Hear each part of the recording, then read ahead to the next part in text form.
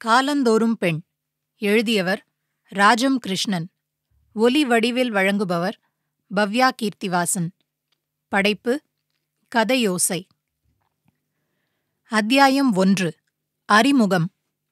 காலந்தோறும் பெண் என்ற தலைப்பில் மக்கள் சமுதாயத்தில் சரிபாதியாக விளங்கும் ஒரு பாலரை மையமாக்கி ஒரு சமுதாய வரலாற்று பின்னணியை ஆராய வேண்டும் என்ற ஓர் உந்துதல் என்னுள் பல நாட்களாகவே முகிழ்த்து செயலாக்கமாக பரிணமித்திருக்கிறது. படைப்பிலக்கிய துறையில் முன்பின் என்ற எந்த ஸ்தூலமான தாக்கமும் இருந்திராத நிலையில் தானாக பேனாவை எடுத்து விழுந்தும் எழுந்தும் முட்டியும் ஒரு 40 ஆண்டு காலத்தை ஒட்டியிருக்கும் அனுபவம் ஒன்றே என்னுள் முகிழ்த்த உந்துதலுக்கு உரமாகத் துணிவூட்ட இந்த புதிய பாதையில் கண்ணோட்டமிடுகிறேன். இது தீர்ந்த ஆராய்ச்சி அன்று எனினும் ஆராய்ச்சிக்கு ஒரு தூண்டுதலாக இருக்க வேண்டும் என்பது அவா. கதாசிரியர்கள் அறிவாளிகளாக இருக்க வேண்டும் என்பது அவசியமில்லை. அதுவும் பெண் எழுத்தாளரை அந்த வர்க்கத்தில் உட்படுத்த வேண்டியதில்லை என்ற ஒரு கருத்து 10 ஆண்டுகளுக்கு முன் இந்திய பெண் எழுத்தாளர் மாநாடு ஒன்றில் அறிவார்ந்த பெண்கள் சிலரிடையே விவாதத்துக்குரியதாக அலசப்பட்டது. அதுகாரும் இப்படி ஒரு கருத்து படைப்பிலக்கியக்காரியான என்னுள் வலிமையான தாக்கத்தை உண்டு பண்ணக்கூடும் என்று நான் சிந்தித்திருக்கவில்லை. அவனும் அவளும் பார்த்தார்கள், காதலித்தார்கள், கல்யாணமாயிற்று. மாமியார் நாத்தனார் குடும்பத் தகராறுகள் வந்தன என்று கொண்டு வரும் ஓர் இலக்கிய ஆசிரியர் அவள் ஏன் அந்த மாதிரி ஆனாள் என்ற ஒரு சிந்தனையை காட்ட வேண்டாமா? இப்போதெல்லாம் இந்த ஏன் கேள்வி ஒரு பெண்ணை உடலை வைத்து பிழைக்கவோ பழி தீர்க்கவோ மட்டும் ஆராயப்பட்டு நியாயப்படுத்தப்பட்டு அமர்க்களமாக ஆதரவையும் புகழையும் ஆசிரியருக்கு விருதுகளை எல்லாம் தேடிக் கொடுக்கின்றன. அறிவுபூர்வமான சிந்தனை பெண்ணை வழுக்கி விழும் நிலைக்கு நியாயப்படுத்துவதற்கு மட்டும் உதவாமல் அவள் ஏன் வாயாடியாக, வம்பு பேசுபவளாக, பொறாமைக்காரியாக உருவாகிறாள் என்ற மாதிரியான கோணங்களில் செயல்படாமல் அவள் தன்மைகளுக்கு அப்படியே ஓர் அரக்கு முத்திரையை குத்தி நடைமுறை பெண் நெறியாக நிலையாக்கப்பட்டிருக்கிறதே. பெண்ணாவது மாயப் பிசாசு சும்மா இருக்கும் ஆணின் மனசில் மோகப்பாம்பாக வந்து சுருண்டு அவனை குத்திக் குதறிவிடும் பேய். அவனுடைய ஆன்மீக உயர்வை எஞ்ஞான்றும் அனுமதிக்காமல் தடைக்கல்லாக வழியில் குறுக்கிடும் நாசசக்தி. அவளை எந்த நிலையிலும் நம்பலாகாது. ரகசியங்களை வைத்துக்கொள்ள தகுதியற்றவள் என்றெல்லாம் பெண்ணின் 2 பரிணாமங்களை தாங்கும் மணிமொழிகள் ஏராளம் ஏராளம் புனையப்பெற்று நெறிப்படுத்த பெற்று பெண்களாலேயே பெருமையுடன் ஏற்றுக்கொள்ளப்பட்டிருக்கின்றன. இதனால் ஒழுக்கம் என்று பேசப்படும்போது, பொது வாழ்க்கை என்று பேசப்படும்போது அதில் பங்கேற்கும் இரு பாலருக்கும் உரியதாக வேண்டிய பொறுப்பில் பழிப்பொறுப்பு மட்டும் பெண்ணிடமே சுமத்தப்படும் நியதியும் காலம் காலமாக வலிமை பெற்று அசைக்க முடியாத அரணாக உறுதி பெற்றிருக்கிறது. இது ஏன்? பெண் ஆண் என்று குறிப்பிடும்போது இருவரும் மனித பிறவிகள், இது நல்லது இது உகந்ததல்ல என்று பகுத்தறியும் பாங்கு 6வது அறிவாக மனித பிறவிக்கு உரித்தாக்கப்பட்டிருக்கிறது. அறிவும் மதிநுட்பமும் மிகுந்த ஆற்றல் பெருகுவதனால் இன்பமும் துன்பமும் அதிகமாக உணரப்படுகின்றன. ஒரு சமயம் ஒரு போரில் பின்வாங்கிய இராணுவப் படையினரிடையே மருத்துவ அறிஞர் ஒருவரும் இருந்தாராம். வருவதை ஏற்றுக்கொண்டு தலைவனின் ஆணைப்படி பின்வாங்கிய படையினர் வழி தெரியா கானகங்களிலும் மலை பிரதேசங்களிலும் நடக்கையில் மருத்துவ அறிஞரோ ஒவ்வொரு நிமிடத்திலும் மரணத்தின் திகிலை அனுபவித்தாராம். முடிவில் எவரேனும் ஒரு வீரனை தன்னை சுட்டுக் கொன்றுவிடும்படி கெஞ்சும் அளவுக்கு பசியும் களைப்பும் மேலிட சித்திரவதை அனுபவித்தாராம். ஒருவரிடமும் அதற்கு துப்பாக்கி குண்டுகள் இல்லை. அவர் அந்த கிலியிலிருந்து விடுபடாமலேயே மாண்டு போக ஏனைய வீரர் பத்திரமாக உயிர் பிழைத்து மீண்டார்களாம். இதேபோல் அறிவின் வாயிலாகத்தான் இன்பங்களையும் நுட்பமாக ரசிக்க முடிகிறது என்றால் தவறில்லை. தன்னை மறந்து ஓர் இயற்கை காட்சியை ஒரு முழு மூடனால் நுட்பமாக ரசிக்க இயலாதுதான். கலாரசனைக்கும் அறிவின் முழு மலர்ச்சிதான் துணை செய்கிறது. இது மட்டுமின்றி வாழ்க்கையில் இன்ப துன்ப உணர்வுகளுக்கு அதிகமாக வசப்பட்டு தன்னை இழக்காமல் அமைதியுடன் எதையும் ஏற்கும் மனப்பண்பு அல்லது விவேகமும் அறிவினால்தான் சாத்தியமாகிறது. இந்த உண்மையான படிக்கற்களை வைத்து ஆண் பெண் சமத்துவத்தை நோக்குங்கால் பெண்ணின் தரம் மிக தாழ்ந்து நிற்கிறது. அவள் ஸ்தூலமாகவும் சூக்குமாகவும் தன் அறிவாற்றலை கட்டுப்படுத்தும் சக்திகளை அறியாதவளாகவே இருக்கிறாள். சவரன் அவளோடு கூடினாலே அவளுக்கு மதிப்பு உண்டாகிறது. இல்லையேல் எந்த இலக்கமும் இல்லாத பூஜ்யமாகவே அவள் மதிப்பிழந்து நிற்கிறாள். சமுதாயத்தின் உற்பத்திக்கான சக்தியாக திகழும் அவளுடைய நிலையை இன்றைய சமுதாய அமைப்பின் ஆதிக்க கோட்பாடுகள் நாலியும் பீலியுமாக குதறி எரிய முற்பட்டிருந்தும் ஒரு வார்த்தை கேட்கத் தெரியாதவளாக இருக்கிறாள்.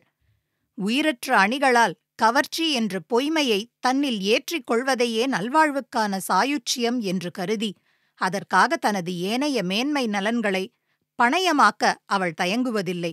கற்பொழுக்கம் என்ற கோலினால் அவளை குற்றுயிராக அடித்து குப்பையில் தள்ளினாலும் அந்த அடியை உவந்து ஏற்றுக்கொள்வது போல தலை வணங்குவதுடன் குப்பையிலும் தானே வீழ்ந்ததாக அந்த பழியையும் குற்ற உணர்வையும் தானே சுமக்கிறாள்.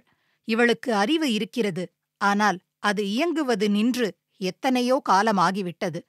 அதில் இயற்கையான உயிரோட்டம் கிடையாது. குதிரை சேணம் போல் அவளுடைய அறிவுக் கண்களும் சேணம் சுமக்கின்றன. அந்த சேணங்களின் பார்வைக்கு உட்பட்டு அவளது இயல்பான ஆளுமை மலர்ச்சி குறுக்கப்பட்டு, ஏன் இந்த நிலை, இந்த முடக்கம் எப்படி நேர்ந்தது? ஒவ்வொரு படிக்கட்டிலும் அவளது அறிவியக்க மலர்ச்சி கட்டுப்படுத்தப்படுவது எதற்காக? இவள் தன்னைத்தானே உணர இயலாதபடி பிறவி எடுத்த நாளிலிருந்து ஒருவனுக்காக என்ற கருத்தை சுமக்க வைப்பதன் காரணம் என்ன? பண்பாடு, கலாச்சாரம், சமய மரபுகள் என்றெல்லாம் இனம் புரியாத தெளிவில்லாத பாசி குட்டையை இவளுக்கு உரித்தாகி, உயர்கல்வி, அறிவாற்றல், பலதுறை ஆய்வு பயிற்சிகள், ஆன்மீக நெறியின் சாதனைகள் என்று விரிந்த எல்லைகளில் ஆணுக்கு சாசனம் பண்ணிக் கொடுத்திருக்கும் முறையும் நெறிகளும் எப்போது, எப்படி, யாரால் ஏற்படுத்தப்பட்டன? இவளுக்கு கல்வியும் ஏனைய பிற சலுகைகளும் அளித்திருப்பதாக ஆண் சமுதாய அரசியலமைப்பு தன் பெருந்தன்மையையும் கருணையையும் பறையடித்துக் கொண்டிருக்கும் பாசிக் குட்டையின் சேற்றிலிருந்து விடுபடாத நிலையிலேயே இருப்பது ஏன்? பாசிக்குட்டை தன்னை எப்படி பிணிக்கிறது? சேற்று மொத்தையா, பளிங்கில் மூடிய குப்பை கசடுகளா என்பதைக் கூட சிந்திக்கத் தெரியாதவளா? இல்லை, பாசி குட்டையே பத்திரம். இதுவே எழில் மாளிகை. கல்வி, சமத்துவம் என்று வெளி உலகை எட்டிப் பார்த்தாலும் இதன் நிழலில் பணிந்து நிற்பதே மோட்ச சாம்ராஜ்யம் என்று அவளுக்கு நாள்தோறும் பல்வேறு சாதனங்கள் உள்ளுணர்வில் போதனை ஏற்றிக் கொண்டிருக்கிறது. அந்நாள் நீதிநெறிக் கதைகள், புராணங்கள் அவள் அறிவை சுயமலர்ச்சியும் இயற்கையான மேன்மைகளும் பெற இயலாமல் போதனை ஏற்றின. முதியோர் வாய்மொழியாக, ஆணைகளாக, செயல்முறைகளாக அவளுக்கு உருவேற்றின. இந்நாள் பெண் கல்வி பெற்றிருக்கிறாள். எனவே இதே போதனைகளை, உருவேற்றல்களை நவீனமான சாதனங்கள் செய்து கொண்டிருக்கின்றன. பத்திரிகைகள், திரைப்படங்கள், தொலைக்காட்சி சாதனங்கள் மிகவும் வலிமையுடன், மிகவும் மென்மையுடன் பெண்களையே குறிப்பாக்கி அதே உருவேற்றல்களை வெற்றிகரமாக செலுத்திக் கொண்டிருக்கின்றன. எனவே இந்த பாசிக்குட்டையை துழாவுவது அவசியம் என்று படுகிறது. ஆணும் பெண்ணும் சமமாக பிறந்த மனித பிறவிகளாக இருக்கையில் இவள் மட்டும் எப்படி தன்னை சுற்றி ஒரு பாசிக்குட்டையை வளரவிட அனுமதித்து அதனின்றும் விடுபடாமல், விடுபட இயலாமல், விடுபடும் எண்ணமே தேவையில்லை என்று பின்னடைந்து அறிவில்லாத சதை வடிவம் என்று தன்னை முடக்கிக் கொண்டாள் என்று பார்க்க வேண்டும். வரலாற்று உண்மைகளை அறிவார்ந்து ஆழ்ந்து துருவி பார்க்க வேண்டும். வரலாற்று சிதிலங்கள் புராண பாசிகளில் உருவிழந்த மொத்தைகளாகப் போயிருக்கின்றன. ஆராய்ந்த அறிவியலாளர் ஏற்கனவே கண்ட சான்றுகள் இந்த நமது பக்க பார்வைக்கு உதவுமா என்பது ஐயம். அறிவு கண்கள் சமையலறை இருட்டிலும் பிள்ளைப்பேற்று அறையிலும் குருடாக்கப் பெற்ற காலங்களில் எத்தனை ஆதாரங்கள் மாற்றப்பட்டனவோ, திருத்தப்பட்டனவோ. எனினும் ஆராய்ச்சி அறிவு பாதையில் பட்டறிவு பெற்றிராத நான் எங்கேனும் கிடைக்கக்கூடிய ஆதாரங்களை தேடி பற்றிக்கொள்ள முற்பட்டு உங்களுடன் சேர்ந்து சிந்திக்கத் துணிகிறேன். இந்த துணிவுக்கு ஆதாரங்களைக் காட்டிலும் பிரத்யட்சங்கள் விளக்கமாக உறுதியளிக்கின்றன. கரைகாணா கடலில் பயணம் செய்கையில் கடல் நீரில் செடி கொடிகள், நிலத்தாவரங்களின் சான்றுகள் காணப்பட்டால் நிச்சயமாக கரை இருக்கிறதென்றுதானே பொருள். பாவங்களுக்கு மன்னியுங்கள் என்ற பிரார்த்தனை வருமானால் மனிதன் மனசாட்சிக்கு மாறாக செயல்புரிய துவங்கிவிட்டான் என்பதுதானே உண்மை. காலந்தோறும் பெண்ணின் நிலை பற்றிய இந்த தேடல் முயற்சிக்கும் இத்தகைய கண்வுறுத்தும் தடயங்களே ஆதாரங்களாக பற்றிக்கொள்ள செய்கின்றன. முதல் சான்று. அத்தியாயம் 2. பெண்ணுக்கு மட்டும். கடவுள் வாழ்த்தை வலியுறுத்தும் 10 குறட்பாக்களையும் படிக்கிறோம். வாலறிவன் நற்றாள் தொழார் எனின் பெற்ற கல்வியும் பயனில்லை. தனக்குவமை இல்லாதான் தாழ் சேர்த்தார் கல்லால் மனக்கவலை மாற்றல் அரிது. அறவாழி அந்தணந்தாள் சேர்ந்தார் கல்லால் பிறவாழி நீந்தலரிது. தர்மங்கள் நிறைந்த சமுத்திரம் போன்ற பகவானிடம் சரணாகதி அடைபவர்களைத் தவிர மற்றவர் உலகத் துன்பங்களை நீந்தி வெல்ல முடியாது. இப்படி படிக்கையில் ஆண் பெண் இரு பாலருக்குமே பொதுவாக இருப்பது போல் ஒரு பிரமை உண்டாகிறது. அடுத்தாற்போல் வாழ்க்கைத் துணை நலம் அதிகாரத்தை புரட்டுவோம். தெய்வந் தொழாள் கொழு நற்றொழுதெழுவாள் பெய்யென பெய்யும் மழை தற்காத்து தற்கொண்டான் பேணி தகை சான்ற சொற்காத்து சோர்விலாள் பெண். பெண்ணே, உனக்கு கொழுநன்தானே வாழ்வு. அவன் உயிரோடு இருப்பது ஒன்றில்தானே உன்னுடைய வாழ்க்கையே தொக்கிக் கொண்டிருக்கிறது. அதனால் அவனையே தெய்வமாகத் தொழு. உனக்கு அதுவே வாலறிவன் நற்றாள் அறவழி அந்தணந்தாள் மற்றும் எல்லாமும் என்று அல்லவா சொல்லப்படுகிறது. ஆனால் இதையே ஆணையாக சொல்லாமல் விளக்கெண்ணெய் குடிக்க குழந்தைக்கு ஆசை காட்டுவது போல் இவர்களுக்கு ஒரு பூவாரம் சாத்தப்படுகிறது. ராஜாவாச்சே, ஜில்லுன்னு இத குடிச்சிட்டு சர்க்கரைய வாங்கிட்டு குதிப்பாளே என்று சொல்வது போல, உன் கொழுந்தனை தொழுவது ஒன்றை செய்தால் நீ மழை பெய் என்று சொன்னாலே பெய்யுமடி என்று ஒரு பொய்யாரம் மென்மையாக சாத்தப்பட்டு இவளுடைய அறிவை மறைக்கும் முட்டாள்தனத்துக்கு ஒரு பட்டுப்போர்வை போர்த்தப்படுகிறது. தற்கொண்டான் பேணி என்ற தொடரே ஒருவனுக்கு உடைமை பொருளாவதை நியாயப்படுத்துகிறது. மூத்த பொய்மை என்ற சொற்றொடரே மனசில் மின்னுகிறது. ஒரு ஆணை சார்ந்து அவனில் தன்னை கரைக்க உடல் பொருள் ஆவி அனைத்தையும் இழக்க வேண்டும் என்ற ஒரு பக்க நியாயம் நெறியாக இந்த பெயர் பெற்ற உலகப் பொதுமறை நூலில் வலியுறுத்தப்படுகிறது. பெண்ணின் முழு அறிவு, ஆற்றல், ஆளுமை சிறப்பு எல்லாவற்றையும் கட்டுப்படுத்துவது கற்பு நெறி என்ற அழுத்தமான ஓர் ஒழுக்க வளையம்தான் என்பது கூர்ந்து சிந்தித்தால் புலனாகிறது.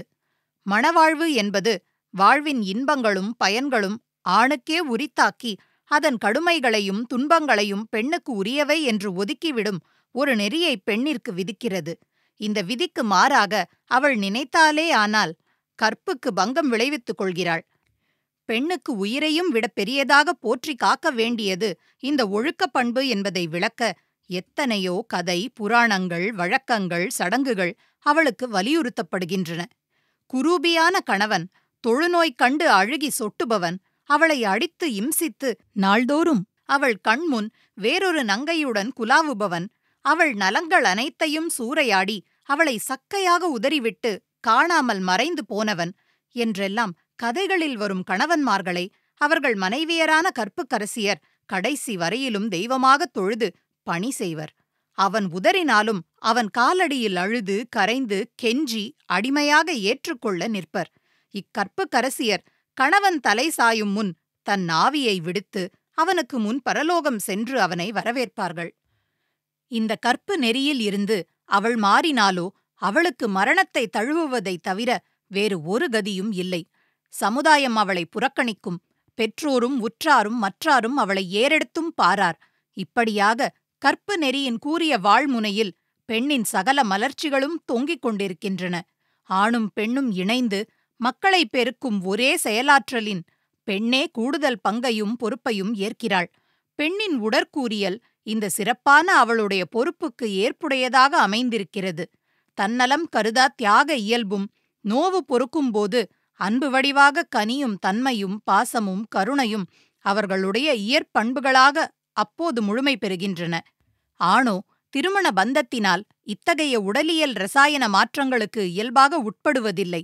இன்பத்தை பெறுகிறான். பின்னர் மக்கட்பேற்றின் பயனையும் எய்துகிறான். இவன் எந்த விலையும் கொடுக்காமலேயே இந்த இரு பயன்களையும் பெண்ணின் வாயிலாக பெற்றுவிடுகிறான். இதனால் ஆணுக்கு இன்பம் மட்டுமே லட்சியமாக பழகிவிடுகிறது. பெண்ணை போகப் பொருளாகக் கொள்ளும் ஒரு பங்கும் மேவுகிறது.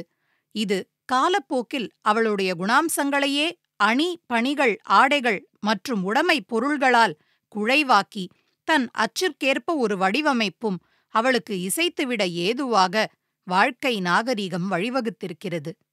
பிறவி எடுக்கும்போது இருபாலருக்கும் பொதுவாகவே சித்தம், அறிவு என்று சொல்லக்கூடிய மலரும் கூறுகள் அமைந்திருக்கின்றன.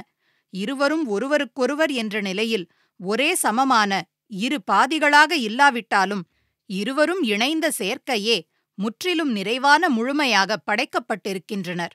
மிகவும் புராதனமான இந்திய சமயம் சார்ந்த கருத்துப்படி படைப்புக் கடவுள் தாமே இரு பகுதிகளாக பிரிந்து ஆணென்றும் பெண்ணென்றும் சக்திகளை தோற்றுவித்தார் என்றும் இவரே ஆதி ஸ்வயம்புவன் என்றும் மனைவி சத்ரூபி என்றும் பெயர் பெற்றனர் என்றும் புராணம் கூறுகிறது.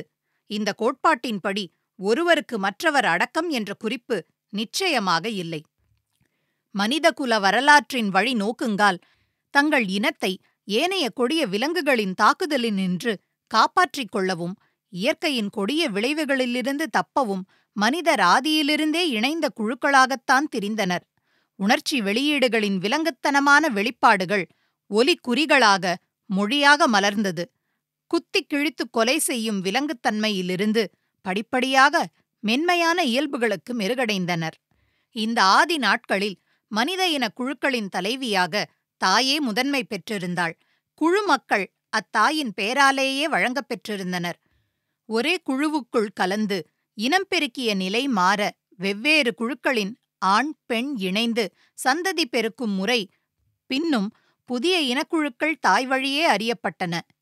சுவிஸ் நாட்டு பச்சோஃபன் என்ற மானிட இயல் அறிஞர் ஆதியில் மனித இனம் எந்த நியதியும் இல்லாத பாலினக் கலப்பில் விலங்கு நிலையில்தான் பல்கிப் பெருகினர். அந்த நிலையில்தான் தாய் வழிதான் முதன்மை பெற்று பின்னரே குடும்பத் தலைவர் தந்தை என்ற முக்கியத்துவம் பெற மாற்றம் கண்டனர் என்று தகுந்த காரணங்களுடன் விளக்கினார். ஆனால் பல நூற்றாண்டு காலமாக ஆணே உயர்ந்தவன் என்று வலியுறுத்தப்பட்டு சகல கண்ணோட்டங்களிலும் ஆணாதிக்கம் முதன்மைப்படுத்தப்பட்ட 19ஆம் நூற்றாண்டில் மரபுவாதிகளும் சமய குரவர்களும் இந்த கருத்தை தம் கோட்டையை குறிபார்த்து ஊதப்பட்ட அபாய சங்கொலியாகவே கருதினர் எனலாம். இந்த நிலையில் வெஸ்டர்மார்க் என்ற அறிஞர் மனித இனம் ஒருவனுக்கு ஒருத்தியாகத்தான் ஆதியிலிருந்தே வளர்ச்சி பெற்றது, பின்னர் உயர்வு சிதைவாக பலதார மணமுறை வந்தது என ஒரு போடு போட்டார். இந்த ஒழுக்கப்படுத்தும் ஆராய்ச்சி கருத்து தீவிர சமயவாதிகளுக்கும் மரபு வெறியர்களுக்கும் மிகவும் உவப்பாக இருந்தது. இவர் தமது முடிவுக்கு இன்னும் சப்பை கட்டுகளும் குஞ்ச ஜோடனைகளும் அமைக்கும் பல பிரசுரங்களை வெளியிட்டார். இந்த சலசலப்புகள் ராபர்ட் ஸ்டீஃபன் ஃப்ரீஃபால்ட் என்ற இங்கிலாந்தை சேர்ந்த அறிஞரின் சிந்தனைகளுக்கு தூபம் போட நுண்ணிய ஆராய்ச்சியை மேற்கொண்டு தாயர் மதர் என்ற ஒரு நூலை படைத்தார்.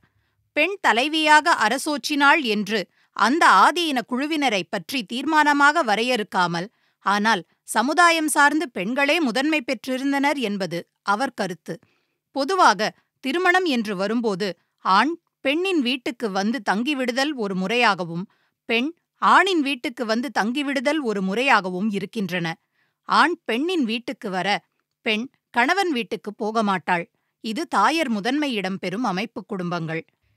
திருமணம் என்ற சொல்லே அதிகப்படியாக இருந்த காலத்தில் ஒரு குழுவை சேர்ந்த ஆண் இன்னொரு குழுவை சேர்ந்த பெண்ணை வரித்தால் சாதாரணமாக அக்குழு பெண்கள் அனைவருடனும் அவர் தொடர்பு கொள்ளும் மணமுறை வழக்காயிற்று. இவ்வாறே ஆண்கள் பலரும் வரிக்கும் மாற்றுக்குழு பெண்ணுடன் நேர்கோட்டு நியதி பிறந்திராத காலத்தில் இதை பலதார மணவழக்கு அல்லது பலநாயகர் மணவழக்கு என்று பெயரிட்டு வழங்குவதற்கில்லை. ஒரு குழுவுக்குள்ளே கலப்புகள் நன்மையானவை அல்ல என்று தெளிந்து கண்ட நாகரீக முன்னேற்றம் பல்வேறு குழுக்களின் சம்பந்த தொடர்புகளாக மாற்றம் பெற்றன. இந்த மாற்றத்திலும் ஆணே பெண்ணை தேடி வருவதாக இருந்திருக்கிறது. நீலகிரி பழங்குடியினரிடையே மிக அண்மை காலம் வரையிலும் திருமணத்துக்கு பெண் கேட்க செல்கையில் பணம் அல்லது பொன் கொண்டு செல்வதும், அப்படி கொண்டு வந்த பெண் வந்த குடும்பத்து சகோதரர்கள் எவரை விரும்பினாலும் சம்பந்தம் செய்து கொள்வதும் முறையாக இருந்தது. ஏழையாக இருக்கும் இளைஞன் பெண் வீட்டோடு வந்து இருந்து அவர்கள் குடும்பத்துக்குரியவனாகவே உழைப்பான்.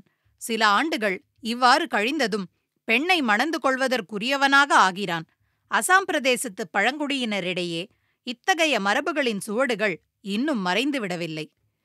தாய் சம்பிரதாய திருமணத் தொடர்புகள் வடநாட்டில் கோண்ட், சந்தால், குண்டா போன்ற தொல்குடி இனத்தாரிடம் இன்னும் நிலவுகின்றன.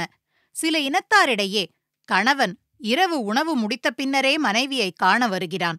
வேறு எந்த வகையிலும் அவளை கட்டுப்படுத்துவதில்லை. குடும்ப சொத்துரிமை பெண்ணுக்கே இருந்தது. தொல்குடி மக்களில் சிலரிடையே இப்படியும் கூட ஒரு வழக்கு நிலவுகிறது.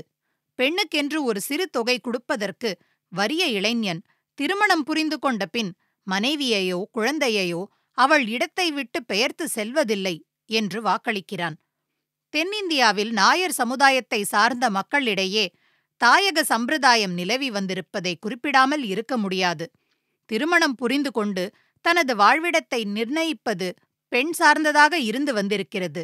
ஒரு வகையில் விலங்குகளின் வாழ்க்கை முறையினின்றும் மனிதர் பின்பற்றிய முறையாக இது கருதப்பட்ட போதிலும் நாகரிக வளர்ச்சியை எய்திராத தொல்குடி சமுதாயத்தினரிடையே பெரும்பாலும் பெண்ணின் சமுதாய மதிப்பும் சுதந்திரமும் ஆணுக்கு சமமான உரிமைகளும் போற்றக்குரியவனவாகவே இருக்கின்றன. மிக நாகரிகமான நவீனமான பெண்ணுரிமை சமுதாயத்திலும் கூட இந்த மதிப்பும் உரிமைகளும் இந்நாள் பாதிக்கப்பட்டிராமல் இல்லை. பெண் இருக்குமிடம் வந்த ஆண் சம்பந்தம் செய்து கொண்டு தங்கிவிடும் வழக்கு பின்னர் பொன்னோ பொருளோ கொடுத்து அழைத்து செல்லும் நடைமுறைக்கு வந்ததும், இந்நாள் பல்வேறு மாற்றங்கள் வந்தாலும் கூட மணமகன் வருவதும் பெண் வீட்டிலேயே அந்த சடங்குகளை நடத்துவதும் பண்டைய பழக்கத்தின் சிதிலமாகிப்போன சிறு சுவடு என்று கூட சொல்லலாம். இந்தியாவில் இன்னும் சில பிரிவினரிடையே திருமணம் முடிந்ததும் உடனே பெண் தாய் வீட்டை விட்டு சென்று விடுவதில்லை. குறிப்பிட்ட காலம் வரையிலும் தங்கிய பின்னரே கணவன் வீடு செல்கிறாள் இவள். சில பழங்குடி இனத்தாரிடையே திருமண சடங்கு முடிந்ததும் பெண் வீட்டிலேயே மணமகளையும் மணமகனையும் சில நிமிடங்கள் ஓர் அறையில் இருக்க செய்கிறார்கள். திருமண விருந்து முதலில் பெண் வீட்டில் படைக்கப்படுவதாக இருப்பதும் கூட பெண்ணின் மேலான சமுதாய மதிப்பை விளக்கும் அம்சம்தான். உயர் பதவிக்குரிய பரீட்சையில் தேர்வு பெற்ற முதல் வகுப்பு வங்கி அதிகாரியாக பதவியேற்றிருந்தாயே, ஏனம்மா வேலையை விட்டுவிட்டாய்? ஓ, என்ன செய்வதம்மா, என்னை எங்கோ குஜராத்திய மாநிலத்து கிராமத்துக்கு மாற்றிவிட்டார்கள். மேலும் திருமணமாகிவிட்டது. கணவன் வீட்டார் வேலையை விட்டுவிட சொல்லிவிட்டார்கள். கையில் இப்போது 1 வயது குழந்தை இருக்கிறது. வேலை இருந்தால் பிரச்சனைதானே, விட்டுவிட்டேன். இப்படி வேலையை விடும் நமது இளம் பெண்கள் இந்நாள் நம்மிடையே பலர் இருக்கிறார்கள். இதுவே பல்லாயிரக்கணக்கான நாகரிக வளர்ச்சியின் அடையாளமா? அத்தியாயம் 3. சிறகா பொற்கூண்டா. அண்மையில் இளந்தோழி ஒருத்தியை சந்தித்தேன். மருத்துவ கல்வியை முடித்து கிராமம் ஒன்றில் பயிற்சி பணியாற்றினாள். மிகுந்த ஆர்வமும் ஆவலுமாக கிராமப்பள்ளி அனுபவங்களை என்னிடம் எடுத்துரைத்தாள். பால்வினை நோயுடன் வரும் கிராமத்து ஆணாதிக்க வருகங்களைப் பற்றி சொல்கையில் அவர்கள் நாவிலிருந்தே உண்மையை வரவழைக்கும் யுக்திகளைப் பற்றி விவரித்தாள். அவளுக்கு உள்ளூர ஒரே வெற்றி களிப்பு. அதே சமயத்தில் எளிய மனைவி மக்களின் தீராத பிரச்சினைகளை தவிர்க்க உதவுவதை கூறுகையில் முகத்தின் ஆழ்ந்த ஈடுபாடு என்னை கவர்ந்தது. மனித வாழ்க்கையின் ஜீவாதார உரிமைகளில் குறுக்கிட்டு கட்டுப்பாட்டை வலியுறுத்தும் போது கூட ஆணைவிட பெண்ணே அதிகமாக பாதிக்கப் பெறுவதை உணர்ந்து வருந்துகிறாள். இவளுக்கு கிராமங்களில் ஊன்றி மருத்துவப் பணி செய்யும் பேரார்வம் மகிழ்ந்திருக்கிறது. இத்தொழிலை லட்சிய பணி செய்ய பயன்படுத்த வேண்டும் என்று நிற்கிறாள். ஆனால் போட்டாகவே வேண்டியிருக்கிறது. இவள் பெற்றோர், குடும்பத்து மூத்தோர் இவள் எதிர்கால வாழ்க்கையின் முக்கியத்துவம் திருமணத்தை ஒட்டியதாகவே இருப்பதாக கருதுகிறார்கள். கருதல் என்று சொல்வது கூட சரியில்லை. அதாவது பெண்ணின் பிறந்த வீட்டு தொடர்பாகிய முதல் கட்ட 2ஆம் கட்ட வளர்ச்சிகளில் இறுதி நிகழ்வு கோலாகலமாகிய திருமணம்தான். இந்த சோதனையில் அவள் வெற்றி பெற்றாக வேண்டும். சமூக மதிப்புகள் எந்த ஒரு பெண்ணுக்கும் ஆணை சார்ந்தே வந்து இசைகிறது. இந்த நியதியை ஒரு பெண் தனிமனித நிலையில் நின்று உடைக்க முடிந்திருக்கவில்லை இதுகாரும். எனது இளந்தோழியின் வீட்டார் என்ன நினைக்கிறார்கள்? இங்கும் 3 தலைமுறைக்காரரின் கருத்துகள் குடும்பத்தில் மோதி பிரச்சனைகளை ஆழமாக்குகின்றன. படிப்பாவது இன்னொன்றாவது. வயது 24 என்றால் இதற்குள் திருமணம் முடிந்து ஒரு குழந்தையை ஏந்திருக்க வேண்டும். இனிமேலும் தாமதமா? எப்படியேனும் திருமணத்தை முடித்தாக வேண்டும், இல்லையேல் குடிமுழுகி போய்விடும் என்பது மூத்த தலைமுறை பிடிவாதங்கள். அடுத்த தலைமுறைக்காரரான பெற்றோரோ அரும்பாடுபட்டு மருத்துவக் கல்லூரியில் இடம் பிடித்து அவளை எத்தனை நெருக்கத்தினூடே படிக்க வைத்திருக்கிறார்கள். மகளின் ஆர்வமும் அறிவுத்திறனும் துலங்க ஊக்கம் கொடுத்து அவளை முழுமையாக விளங்க செய்திருக்கிறார்கள். எனவே அவள் விருப்பப்படியே மேலும் இன்னும் சிறப்பு பயிற்சி பெறவும் தொழில் புரியவும் அனுமதிக்கவில்லை எனில் தவறு என்று கருதுகிறார்கள். ஆனால் திருமணம் என்ற நிகழ்வு தம் மகளின் வாழ்க்கையில் குறுக்கிடாமலே போய்விடுமோ என்று அஞ்சவும் அஞ்சுகிறார்கள். அவளுக்குரிய கணவரை தேட வேண்டும். அங்கும் பிரச்சனை இருக்கிறது. அவன் இவளுக்கு முழு உரிமை அளிப்பானா? சமமாக நினைப்பானா? தொழில் ரீதியான பொறாமை வேறு தூபம் போடாமல் இருக்குமா? இவள் கிராமத்தில் பணிபுரிவதை அனுமதிப்பானா? ஒத்துழைப்பானா? இவள் தனித்திறமையை மதித்து பெருமை கொள்வானா? இவை எல்லாவற்றிற்கும் மேலாக மருத்துவம் பயின்ற பெண்களால் ஆதாயம் இருக்கிறது என்று உணர்ந்து மருத்துவம் பயின்ற பெண் வேண்டும் என்று திருமண விளம்பரங்களில் தேவை விளம்பரம் செய்பவர்கள் கூட என்னென்ன முக்கிய அம்சங்களை குறிக்கிறார்கள்? ஸ்லிம், ஃபேர், டால், ஒல்லி, ஒசிந்து, உயரமாக, சிகப்பாக என்று எந்த ஆணும் தான் திருமணம் செய்து கொள்ள இருக்கும் பெண்ணுக்கு இலக்கணம் வகுத்து நிபந்தனை போடுகிறான். எந்த பெண்ணும் தனக்கு வாழ்க்கைத் துணைவனாக கூடிய ஆண் இப்படி இருக்க வேண்டும் என்பதை வெளிப்படையாக விளம்பரம் செய்துவிட முடியாது. அவள் வேண்டுமானால் கனவு காணலாம். வெளிப்படையாக பெற்றோர் கோரக்கூடியதெல்லாம் படிப்பு, உத்தியோகம் அல்லது தொழில், பொருளாதாரம் சார்ந்த நிலை, சாதி போன்ற பொது தகுதிகள்தாம். தனித்தன்மை பற்றிய கேள்வி கிடையாது. அத்துடன் அவளுக்கு மடமை, அச்சம் ஆகிய குறைகள் சிறப்பானவை. பேதைமை என்பது மாதரணிகலம் என்று வலியுறுத்தப்பட்ட வாசகம். அவள் ஒல்லி, ஒசிந்து, கொடியாய் துவண்டு, மானின் மருண்ட விழிகளால் தனது அச்சத்தையும் சஞ்சலத்தையும் குறிப்பால் உணர்த்தி கொண்டு ஆண் ஒருவனுக்காக தவிப்பவளாக இருக்க வேண்டும். இந்த இலக்கணங்களில் இல்லாமல் அறிவு, சிந்தனைத்திறம், உடலாற்றல், தொழிற்பயிற்சி ஆகிய கூறுகளுடன் ஒரு பெண் இருந்தால் அவளுடைய மேன்மை ஆற்றலை அவனால் பொறுக்க இயலாது. அவள் தலைமீது கை வைத்து அல்லது கால் வைத்து அழுத்திக் கொண்டு ஆதிக்க அரசோற்ற முடியாது. அதற்காக அவளுடன் எதிரிட்டு போர் புரிய இயலுமா? பெண் வலிமை மிக்கவளாக முதன்மை கூறுகளுடன் விளங்கினால் நேருக்கு நேர் நின்று விரோதிகளை முறியடிப்பது போல் போராடவும் இயலாது. ஆதித்தாய் இவள் இல்லாமல் சமூக உற்பத்தியே நடக்காது. எனவே இவள் பகையரசள் அல்ல. மிருகங்களையும் ஏனைய பறவை இனங்களையும் அடித்து துன்புறுத்தி அடக்கினால்தான் உயிர் வாழத் தேவையான உணவு என்று வழிக்கு கொண்டு வரலாம். ஆனால் பெண், இவள் சூட்சுமமான அறிவுடையவள். நுட்பமான உணர்வுகளால் இன்ப துன்பங்களை புலப்படுத்தக்கூடியவள். அவனுக்கு இல்லாத மென்மையான ஆற்றல்கள் இவளுக்கு இயல்பாக இருக்கின்றன. இவள் தாய், ஆக்குபவள், பெற்று பேணி வளர்ப்பவள், அன்பும் கனிவும் கொண்டவள், அத்துடன் வலிமை பொருந்தியவள். வேட்டையாடுகிறாள், பகைவர்களை மூர்க்கமாக எதிர்க்கிறாள், குருதி கண்டு அஞ்சுபவளில்லை.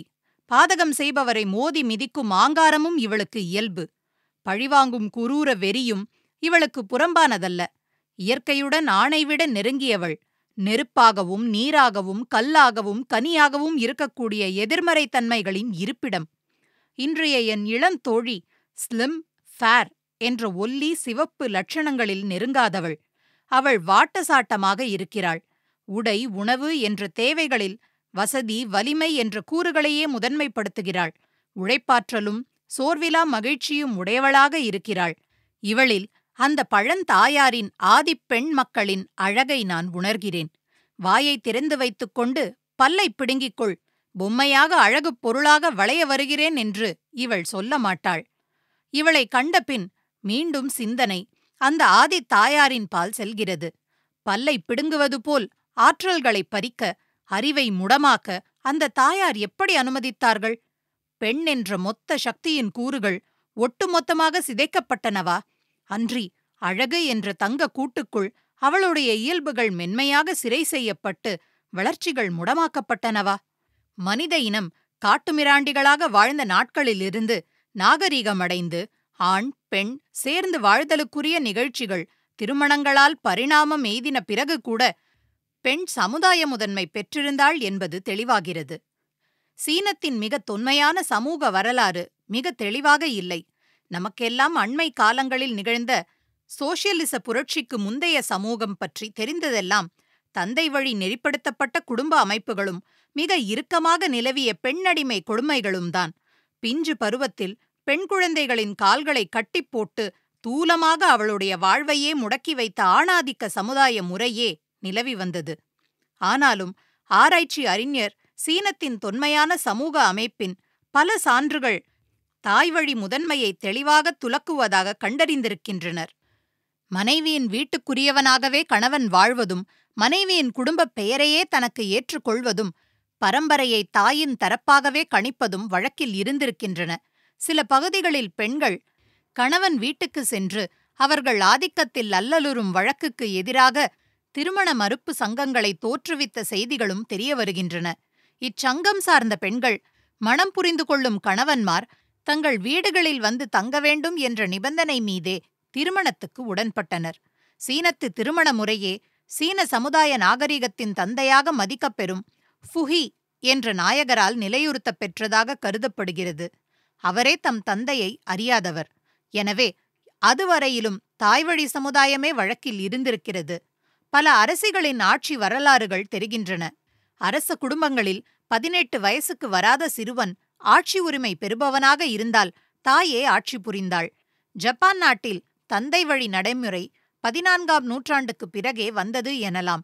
அதற்கு முந்தைய காலத்தில் கணவன் மனைவி வீட்டுக்கு வந்து போவான். குடும்பம் தாயின் பெயராலேயே துலங்கியது. இதேபோல் பண்டைய யூதர்களிடையேயும் அரேபியாவிலும் தொன்மையாக கிடைக்கக்கூடிய சான்றுகள் பெண்ணின் முதன்மையையே தெளிவாக்குகின்றன. மிக தொன்மையான ஹீப்ரூ மொழி இலக்கியம் ஹீப்ரூ இனத்தாரை ஒரு பெண்ணை தலைமை தாங்கி நடத்தி சென்றதாக செப்புகிறது. அரேபிய நாட்டில் நீதி வழங்குவோரும் அரசோற்றுபவரும் பெண்களாக இருந்திருக்கின்றனர். ஷீபா மகாராணியை கேள்விப்பட்டிருக்கிறோம் இல்லையா? பண்டைய அரேபியர்களிடையே பெண்ணே சொத்துரிமை பெற்றிருந்தாள்.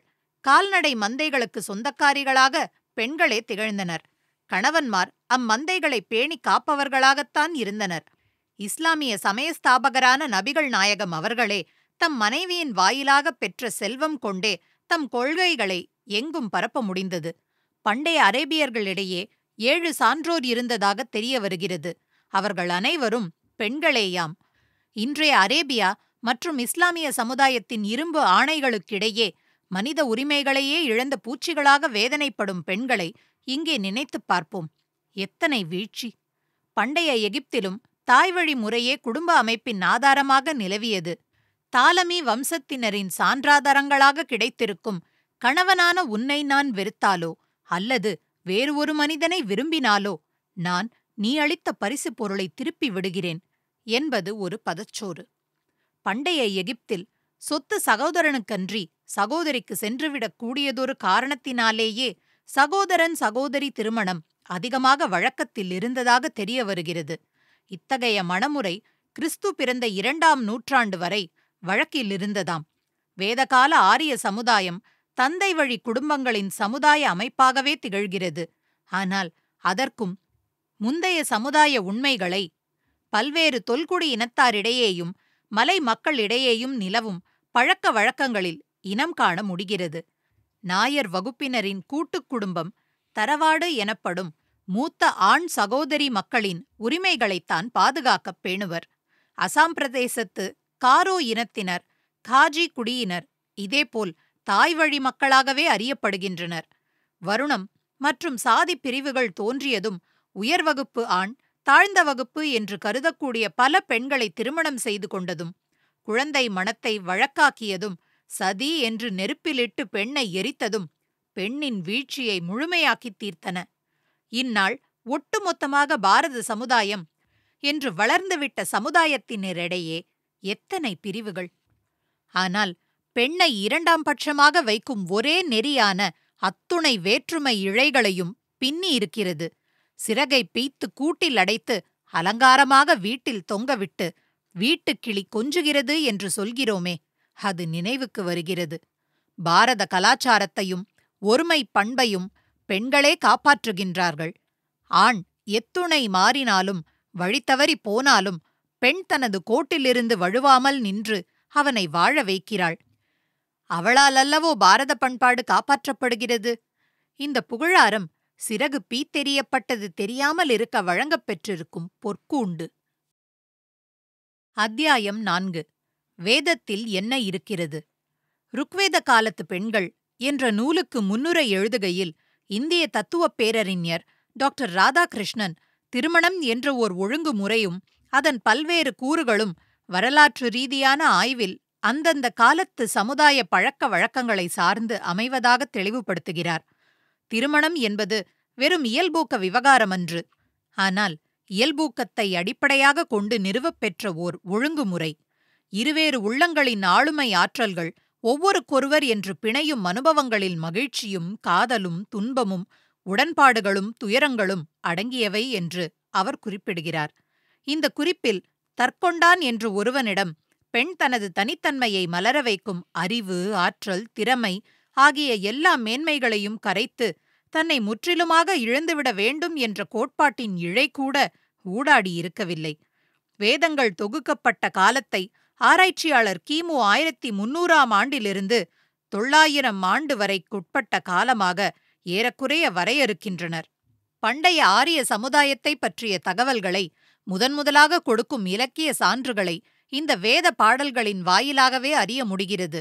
இவற்றுள் 1028 பாடல்களை உள்ளடக்கியதும் மிகவும் புராதனமாக விளங்குவதுமாகிய ருக்வேதமே நமக்கு அக்கால வாழ்வை பற்றிய ஏராளமான சான்றுகளை தருகிறது.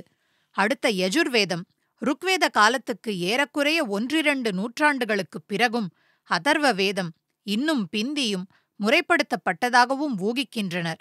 இவற்றுள் முந்தைய யஜுர்வேதம் யாகங்கள் செய்யும் முறைகளைப் பற்றிய முக்கியமான வழிமுறைகளை முதன்மையாக்கியும், அதர்வ வேதம் மந்திர தந்திரங்கள், மருத்துவ முறைகள் ஆகியவற்றை முதன்மையாக்கியும் தொகுக்கப்பட்டிருக்கின்றன. சாமவேதம் ருக்வேதத்தை சார்ந்த துதிப்பாடல்களே. எனவே சமுதாய வாழ்வைப் பற்றிய வரலாற்று சான்றுகளை முதல் வேதமாகிய ருக்வேத பாடல்களிலிருந்தே பெற முடிகிறது. இந்த பாடல்களில் பெண்கள் ஒளியும் வீரியமும் ஒடுங்கிப்போன இல்லத்துப் பாவைகளாகவோ உரிமைகளற்ற உடைமை பொருளாகவோ விவரிக்கப்பட்டிருக்கவில்லை. இக்காலத்தில் சமுதாயம் தந்தை வழி குடும்பங்களின் தொகுதிகளாகவே நெறிப்படுத்தப்பட்டுவிட்டன. என்றாலும் சில குடும்பப் பெயர்கள் தாய்வழி நினைவூட்டுவதாகவும் இல்லாமல் இல்லை. வேதகால ஆரியர் யார், அவர் எவ்வாறு இந்தியாவுக்கு உரியவராக ஆயினார் என்று ஆராய்ச்சியே மிக ஆழமானது. ஆரியர் என்ற சொல் அரி என்ற மூலத்திலிருந்து உருவானது என்றும், அச்சொல்லுக்கு அந்நியர் என்ற பொருள் கொள்ளலாம் என்றும் கருதப்படுகிறது.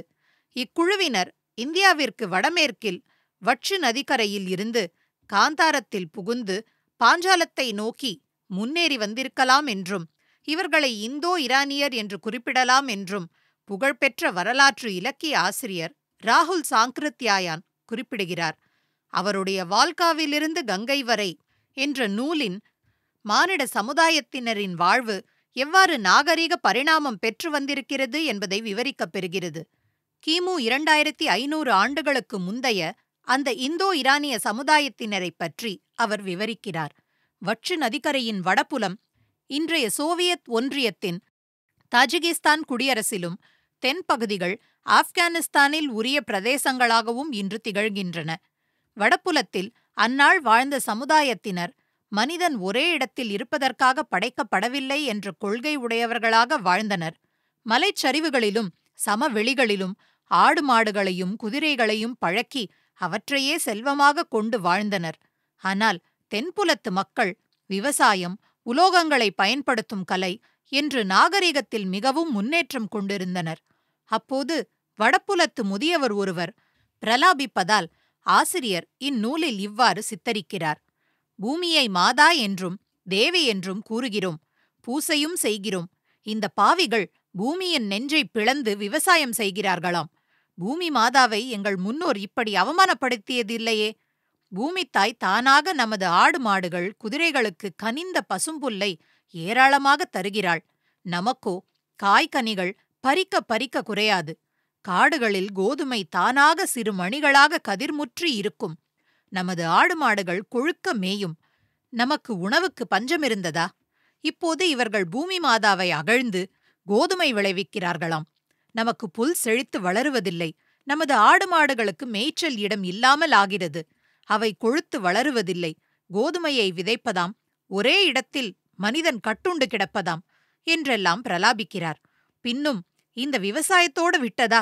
அங்கே பெரிய தொழில் நகரம் என்று இந்த ஆண்களும் பெண்களும் பல பொருள்களுக்கு ஆசைப்பட்டு பித்து பிடித்து அலைகிறார்கள். குதிரையை கொடுத்து தாமிர பாண்டம் என்று வாங்குகிறார்கள். பெண்களோ மஞ்சளாய் வெள்ளியாய் காதிலும் கழுத்திலும் உலோக ஆபரணங்களை வாங்கி மாட்டிக்கொள்கிறார்கள். 2 குதிரைகளை கொடுத்து ஒரு சிறு ஆபரணம் காதுக்கு மாட்ட. இன்னும் சிறிது நாட்கள் போனால் நம்மிடையே உணவுக்கு ஒரு பிராணி மிஞ்சாது. தாமிரப்பாண்டமும் இந்த ஆபரணங்களுமே மிஞ்சும் என்று விவரிக்கிறார். மனிதன் ஓரிடத்தில் தங்கி விவசாயம் செய்யும் நாகரிகத்தையும், பெண்கள் தங்கள் இயற்கை அழகை மேம்படுத்திக் கொள்வதாக கருதி உலோக அணிமணிகளுக்கு அடிமையாகத் தொடங்கிய காலத்தையும் ராகுல் சாங்கிருத்யாயான் குறிப்பிட்டு காட்டுகிறார். இது பெண்களின் சமுதாய வரலாற்றில் ஒரு முக்கியமான திருப்பமாகும். அவர் குறிப்பிடும் தென்புலத்து மக்கள் விவசாயம் செய்ததுடன் உழுவைக் கருவிகள் மற்றும் தங்கம் வெள்ளி ஆபரணங்களை செய்யவும் தேர்ச்சி பெற்றவர்களாக இருந்தனர். பருத்தி விளைவித்து ஆடைகள் நெய்ய கற்றிருந்தனர். அது மட்டுமல்ல, அரசன், அமைச்சு, படை என்ற ஒரு சமுதாய கட்டுக்கோப்புடன் நகரங்களை நிர்மாணித்து வாழ்ந்தனர். ஆடு மாடுகளை பழக்கி வாழ்க்கைக்கு பயன்படுத்திக் கொள்வதை பழக்கப்படுத்தினார்கள் என்றும் தெரிய வருகிறது. அரசன், அரச பிரதிநிதிகள், படைத்தலைவர்கள் ஆகியோரது லட்சியங்கள் அனைத்தும் உடல்பரமான எல்லா இன்பங்களையும் அனுபவிப்பதையே சார்ந்திருந்தன. ஆணும் பெண்ணும் இணைவதற்கு அடையாளமான லிங்க சின்னத்தை இந்த தென்புலத்து மக்கள் வழிபட்டார்கள். வடபுலத்து வெள்ளை சாதியினர் தாமிரத்தையும் தங்கத்தையும் ஒதுங்கி செல்பவர்களாக நின்றுவிடவில்லை. அவர்கள் தென்புலத்தாரோடு வந்து மோதினர். காலப்போக்கில் இவர்களை வென்றும் இமயத்தை ஒட்டி வாழ்ந்த இன்னும் பல கருப்பு இன மக்களோடு போராடியும் வடபுலத்துக்காரர் இந்திய நாட்டின் வடபகுதிகளில் தங்களை ஊன்று செய்து கொண்டனர். இவர்களே ஆரியர்கள் என்று பொதுவாக வழங்கப் பெற்றனர். இவர்களில் முந்தைய தனித்தன்மை போய் ஒருவரை ஒருவர் விலக்க ஒண்ணாமல் கலந்தும் காலகால பழக்க வழக்கங்களில் பலவற்றை மாற்றிக்கொள்ளவும் அவசியங்கள் நேர்ந்துவிட்டன. இந்த இனத்தாரிடையே நிகழ்ந்த பல போர்களை அடித்தளமாக கொண்டே இந்நாட்டின் புகழ்பெற்ற இதிகாசங்களாகிய இராமாயண மகாபாரதங்கள் உருவாயின எனலாம்.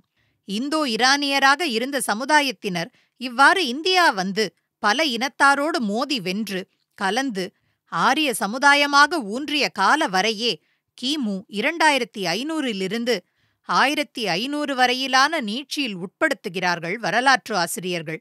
இந்த காலத்தில் பல்வேறு முனிவர்கள் அல்லது குரவர்களின் கவித்துவ மலர்ச்சியினால் உருவாகிய மிக இனிய சந்தங்களை உடைய பாடல்கள், இயற்கையை கடவுளராக புகழ்ந்து போற்றுகின்றன. இப்பாடல்கள் பல நூறு ஆண்டுகளாக மனித இனத்தின் நினைவாற்றல் மற்றும் நுட்பமான மொழித்திறன், ஓசை நயங்களுக்கு சான்றாக வரிவடிவம் காணாமலேயே காப்பாற்றப்பட்டு வந்திருக்கின்றன என்றால் வியப்பாக இல்லையா? இந்நாட்டில் எழுத்தறிவு தோன்றி பரவலாக பயன்பாட்டுக்கு வந்துவிட்ட காலங்களில் கூட வேதங்கள் மட்டும் குருசீட பரம்பரையாய், எழுதா கிளவியாய் மானிடர் நினைவு கருவூலங்களில் இருந்து ஒலி மலர் சரங்களாக எழும்பி சூழலின் புனிதத்துவத்தையும் மக்களின் தூய உணர்வுகளையும் பாதுகாக்கும் தெய்வீக கவசமாகவே கருதப்பட்டு வந்திருக்கிறது. ஆயிரமான இப்பாடல்களை இசைத்து பாதுகாப்பதற்கென்றே ஆசிய சமுதாயம் தம்முள் ஒரு சிறு பிரிவினரை நெறிப்படுத்தி அவர்களுக்கு மிக உயர்ந்த சமுதாய பொறுப்புக்கான மதிப்பை அளித்தனர். இந்த பாடல்கள் இன்னும் இந்து சமய சமூக சடங்குகளில் இசைக்கப்படுகின்றன. எனவே வேதகால சம்பிரதாயங்கள் புதையுண்ட வரலாற்று சிதிலங்களாக உயிரிழந்து போய்விடாமல் இன்றளவும் தொடர்ந்துவிடும் சமுதாய பரம்பரையின் சின்னங்களாக காப்பாற்றப்பட்டு வந்திருக்கின்றன என்றால் தவறில்லை. இவற்றுள் மிக முக்கியமானது திருமண சடங்குதான். ருக்வேதம் விவரிக்கும் ஒளித்தேவனின் மகளுடைய திருமண சடங்கை ஆதாரமாக்கி அந்த மந்திரங்களை ஒட்டியே இன்றளவும் இந்து திருமணங்கள் நெறிப்படுத்தப்பட்டிருக்கின்றன. ஆனால் இன்றைய காசி யாத்திரை, சவரன் தாலி, வெள்ளி மற்றும் உலோக பாத்திரங்கள், ரிசப்ஷன், கச்சேரி, பட்டு சேலைகள், ஹனிமூன், பயணச்சீட்டு என்ற குவியலிடையே புரோகிதர் கண்களை மூடிக்கொண்டு சொல்லும் சில மந்திரங்களில்தான் அந்த நெறியை தேட வேண்டும். மந்திரங்களிடையே மந்திரங்களின் உயிர்த்துவம் ஒலிபெருக்கியில் கேட்கும் நாடா பதிவாக வாணிப சினிமா ஒலிகளுக்கிடையே தொக்கிக் கொண்டு ஊசலாடுகிறது. உலகாயதம் விழுங்கிவிட்ட எச்சங்களாகிய புரோகிதங்களுக்கு அம்மந்திரங்களின் ஆதியும் தெரியாது, அந்தமும் தெரியாது. பொருள் கான்ட்ராக்டாக பேசிவிட்ட நோட்டு கற்றையில்தான் மையம் கொள்கிறது. இந்நிலையில் இன்றைய பெண்கள் பத்திரிகை ஒன்றில் அஞ்ஞானிகளான பெண்களின் கேள்விக்கு ஞான சூரியனாக சனாதன தர்மத்தை காப்பாற்றிக் கொண்டு உலகாயதம் மிஞ்சிவிட்ட உலகுக்கு நல்வழி காட்டி வரும் சமய குரவராகிய அருள்மிகு சங்கராச்சாரிய சுவாமிகள் அருள் பாலிக்கும் பதில் ஒன்றை குறிப்பிட விழைகிறேன். அஞ்ஞான கேள்வி: பிற மதத்தினரிடையே பெண்கள் வேத நூல்களை படிப்பதற்கு தடையில்லையே, இந்து மதத்தில் மட்டும் பெண்கள் வேதங்களை படிக்கக்கூடாது என்றிருப்பது ஏன்? ஞான அருள் பதில்: வேதங்களில் உள்ள கருத்துகளே புராணங்களில் இருக்கின்றன. நீங்கள் புராண கதைகளையும் நீதி நூல்களையும் பகவத்கீதையையும் படிக்கலாமே. அம்மா, நான் பால் குடிக்கக்கூடாதா? ஏனம்மா என்று அந்த ஞான குழந்தை கேட்கிறது. பாலிலிருந்து தானம்மா இந்த புளித்த மோர் பிறந்தது. இந்த நீராகாரத்தில் மோர் சுவை உண்டு. கடுகு, கருவேப்பிலை, உப்பு எல்லாம் உண்டு. உனக்கு இதுவே நல்லதம்மா என்று தாய் பெண் குழந்தைக்கு ஒதுக்குவதைப் போலில்லை. அப்படி இந்த வேதத்தில் பெண்கள் படிக்க முடியாதது, கூடாதது என்ன இருக்கிறது? எதற்காக இப்படி தடை பெண்ணுக்கும் விதிக்கப்பட்டது? பார்க்க வேண்டாமா? இந்த முழு ஆடியோ புக்கையும் இன்னும் நிறைய சுவாரஸ்யமான கதைகளையும் முழுசா கேட்க மாசம் ஒரு சின்ன தொகையை சந்தாவா செலுத்தி கதை ஓசையில தொடர்ந்து கேளுங்க. விவரங்கள் டிஸ்கிரிப்ஷன்ல இருக்கு. இது தீபிகா அருணுடன் கதை ஓசை.